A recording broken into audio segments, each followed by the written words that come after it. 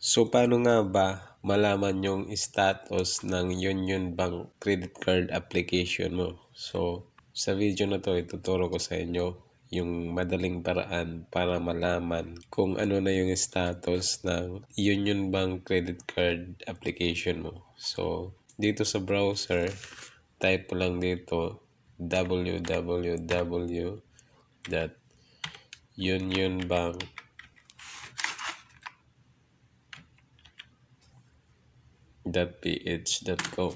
So, dito sa dashboard niya, pinaka-website niya, sa home website niya, dito sa baba, may logo na UB or Union Bank.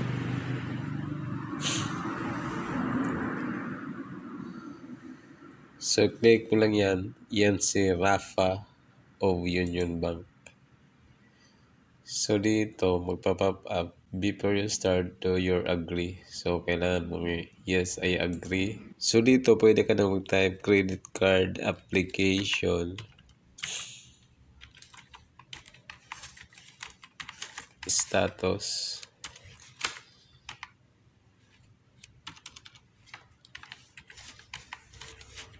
Enter lang. Tapos ito yung reply niya. May nakalagay dito, proceed. Choose from option. Proceed mo lang. Tapos dito, magpa-pop up siya dito.